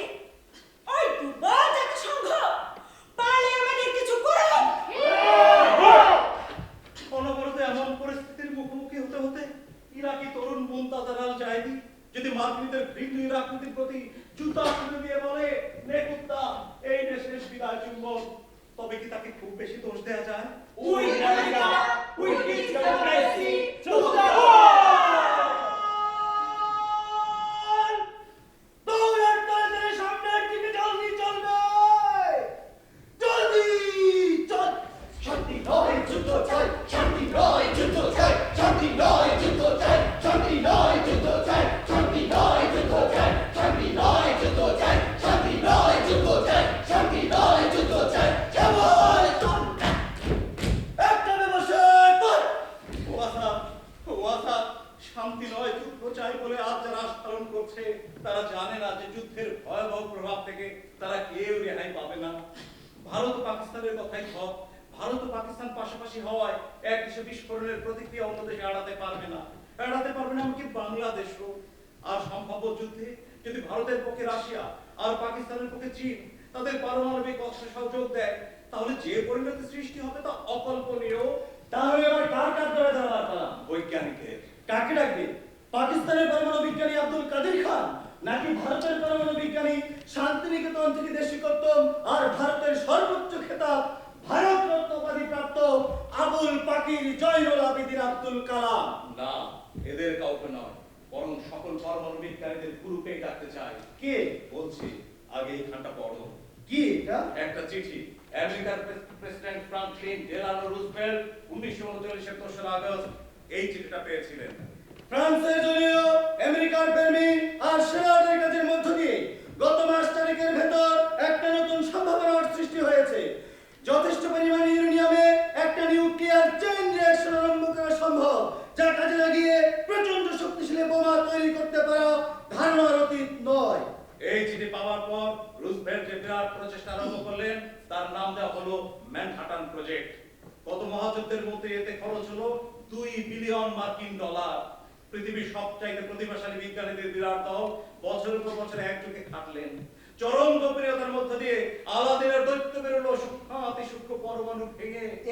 এই চিঠি তো আমি জানি এই চিঠি তিনি কেন লিখেছিলেন, আর জানি বলেই অন্য সবাইকে বাদে একেই ডাকতে চাইছি। Professor Albert Einstein. অস্ত্র নয়, বোমা নয়, এ চেতনা হোক। অ্যাটম নয়, হাইড্রোজেন নয়, শান্তি আবশ্যক। হ্যাঁ, ও চিঠি আমার। বৈজ্ঞানিক লেও শিরার যখন ও চিঠি আমাকে লিখতে বলেন, তখন তার যুক্তিকে আমি অস্বীকার করতে পারিনি। আমার ছোট্ট অঙ্ক E=mc², অর্থাৎ শক্তি সমান ভর পূরণ আলোর গতির বর্গকে যেসব দিগ্বিজয়ী বৈজ্ঞানিকেরা বাস্তবে প্রমাণ করেছিলেন, তাদের সবাই আমেরিকায় চলে আসেননি। নিজ বহরে এলেন, ক্রিকো ফের্মি মেইডনে এলেন, কিন্তু নাৎসি জার্মানিতে রয়ে গেলেন অটো হান, ফ্রিজ স্ট্রাসমানের মতো বৈজ্ঞানিকেরা। সেদিন কে বলতে পারতো এই বিরাট বিধ্বংসী শক্তি তারা হিটলারের হাতে তুলে দেবেন না? আমার কি সেদিন অধিকার ছিল জেনেও না জানাবার? আরো একটা চিঠি আমি লিখেছিলাম প্রেসিডেন্ট রুজভেল্টকে। এ চিঠির 5 বছর পর আরো একটা চিঠি। হ্যাঁ, ততদিনে আমেরিকায় পারমাণবিক বোমা তৈরি হয়ে গেছে, কিন্তু হিটলার হেরে গেছে। প্রমাণ হয়ে গেছে আণবিক অস্ত্র তার ছিল না। লেও শিলার্ড সে সময়ে, শুধু শিলার্ড কেন, অধিকাংশ পরমাণু বিজ্ঞানী তখন পাগলের মতো চেষ্টা করছেন মানুষের তৈরি এ দানবকে বশে আনবার। 1945 এপ্রিলে শিলার্ডই আমাকে দিয়ে লিখিয়েছিলেন এই দ্বিতীয় চিঠি। কি ছিল ওই চিঠিতে? এই চিঠিতে বলা হয়েছিল শত্রুপক্ষ, মিত্রপক্ষ এবং আরো কয়েকটি নিরপেক্ষ রাষ্ট্র এদের সকলের প্রতিনিধিদের ডাকা হোক প্রশান্ত মহাসাগরের এক জনশূন্য দ্বীপে। তাদের সামনে পরীক্ষা করে দেখানো হোক আণবিক বোমার বিধ্বংসী ক্ষমতা, যা দেখে ওই শত্রুপক্ষ যুদ্ধ বন্ধ করতে বাধ্য হয়। একমাত্র এ উপায়ে অসংখ্য মানুষের জীবন রক্ষা পেতে পারে, শান্তি ফিরে আসতে পারে। কিন্তু এ চিঠি আর তার সঙ্গে শিলার্ডের এক বিস্তারিত মেমোরান্ডাম ওই রুজভেল্টের টেবিলে পৌঁছেছিল, তখনও খোলা হয়নি। 12 এপ্রিল রুজভেল্ট হঠাৎ মারা গেলেন। তারপর ট্রুম্যানের আমলে কিছু করা গেল না। বহু বৈজ্ঞানিক আপ্রাণ চেষ্টা করেছিলেন। শেষ অবধি এক বিশেষজ্ঞ কমিটির হাতে প্রশ্নটা গেল। সে কমিটিতে গভর্নমেন্ট আর মিলিটারি প্রতিনিধি ছিলেন, আর ছিলেন 7 জন নাম করা পরমাণু বিজ্ঞানী। সে কমিটি রায় দিলেন। এই কমিটির 3টি সুপারিশ প্রেসিডেন্ট ট্রুম্যানের কাছে পাঠানো হয়।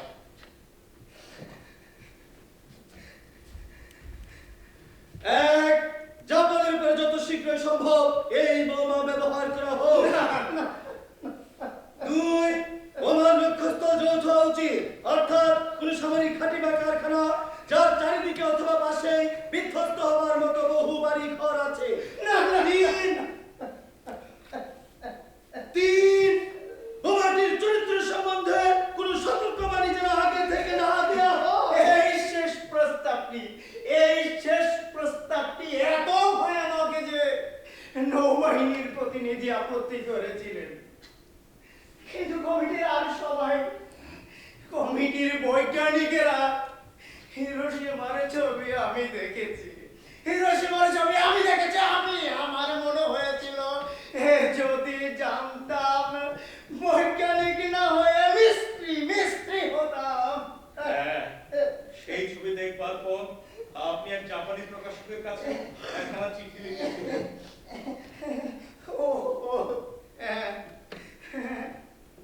আমি মনে করি যুদ্ধের সময় মানুষ মারা ও খুন করার সামিল। এ যুগে যুদ্ধ মানে সম্পূর্ণ সর্বব্যাপী ধ্বংস। বর্তমান অবস্থায় এর কোনো সীমা নির্দিষ্ট করে রাখা সম্ভব নয়। একমাত্র কার্যকরী উপায় ওই যুদ্ধ বস্তুটাকেই বিলুপ্ত করা। মানুষকে এই একটা উদ্দেশ্য নিয়ে এগোতে হবে, অন্য কোনো পথ নাই। কিন্তু পৃথিবীর বিভিন্ন দেশের সামাজিক জীবনে ওই মূলগত পার্থক্য এত বেশি যে এ দাবি তাদের কাছে করা নিঃসন্দেহে কঠিন। কিন্তু তবু অসম্ভব নয়, অসম্ভব কখনো নয়। সম্ভব করতেই হবে, যেমন করে হোক সম্ভব করতেই হবে। তা না হলে বিজ্ঞানের দীর্ঘ ইতিহাসে সবচেয়ে মারাত্মক ভুল বৈজ্ঞানিকেরা কি করেছে জানো? পারমাণবিক বোমা তৈরি করা।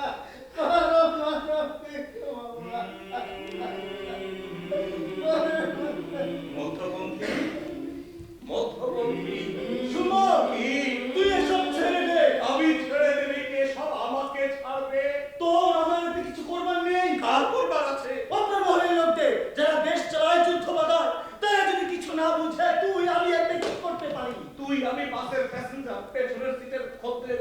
ড্রাইভার ঘন্টায় আসবে স্পিডে বেপরোয়া গাড়ি ভাঙিয়ে চলবে, আর আমরা বলতে পারবো না হ্যাঁ আস্তে দেখে চলো, ওই বাচ্চাটিকে বাঁচিয়ে প্রশ্ন করতে পারবো না ড্রাইভারটার লাইসেন্স আছে কিনা, সে পাগল কিনা, অন্ধ কিনা। আমাদের অন্যদিকে মন দিতে হবে, জানালা দিয়ে তাকে বাইরের দৃশ্য দেখে বলতে হবে আহা কি সুন্দর। তাই বলে এসব নিয়ে, আরে এসব নিয়ে মাথা ঘামিয়ে জীবনটা নষ্ট করবি, যে ব্যাপারে তোর আমার বিন্দু মাত্র দায়িত্ব নেই। দায়িত্ব নেই, দায়িত্ব নেই। হয়তো বলবি বসনিয়া ফিলিস্তিনের অমানবিক ঘটনায় আমাদের কোনো দায়িত্ব নেই, হয়তো বলবি আমেরিকার টুইন টাওয়ার ধ্বংসে আর আফগানিস্তান আক্রমণে হাজার হাজার মানুষ নিহত হলে আমাদের কোনো দায়িত্ব নেই, হয়তো বলবি চোখের সামনে সমৃদ্ধ মেসোপটেমিয়া ইরাক গোরস্থানে পরিণত হলেও আমাদের কোনো দায়িত্ব নেই, হয়তো বলবি Syria Kuwait Tunisia Libya Yemen সমগ্র মধ্যপ্রাচ্য জুড়ে আইএস কর্তৃক ধর্মের নামে নির্মম বর্বরতা চললেও আমাদের কোনো দায়িত্ব নেই, হয়তো বলবি আইএস এর বর্বরতার শিকার হয়ে নিষ্পাপ শিশু আইরান কুর্দিরা তুরস্ক সাগরের তীরে পড়ে পড়ে থাকলেও আমাদের কোনো দায়িত্ব নেই, হয়তো একই বলবি বাংলাদেশের হলিয়াটিজানে এত এত বিদেশিদের জঙ্গিরা নির্মমভাবে হত্যা করলেও আমাদের কোনো দায়িত্ব নেই, দায়িত্ব নেই, দায়িত্ব নেই। কে বলে দায়িত্ব নেই? কি দায়িত্ব বল? দুটো দায়িত্ব আছে, এক আমি আর ড্রাইভারটা একই জাতের মানুষ, দুই আমি আর ড্রাইভারটা একই সময় জন্মেছি এই বিংশ একবিংশ শতাব্দী। এই বিংশ একবিংশ শতাব্দীতে তুই আর ওই ড্রাইভার ছাড়া আর অনেকে জন্মেছে, তাদের সকলের দায়িত্ব তুই যদি একা। হ্যাঁ ওয়াসা, তাদের সকলের দায়িত্ব আমার একা, ঠিক যেমন তাদের সকলের দায়িত্ব তোর একা, ওদের প্রত্যেকের একা একা।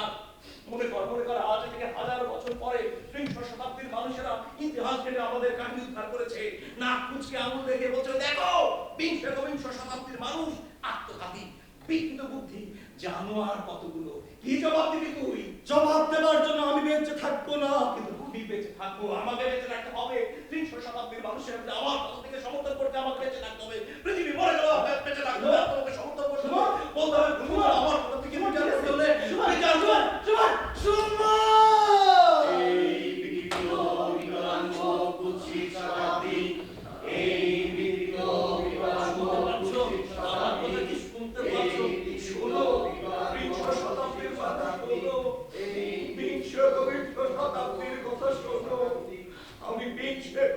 শতাব্দীর মানুষ সুমন, বিগত মৃত বিধ্বস্ত বিংশ শতাব্দীর একমাত্র প্রতিনিধি সুমন কথা বলছি শোনো।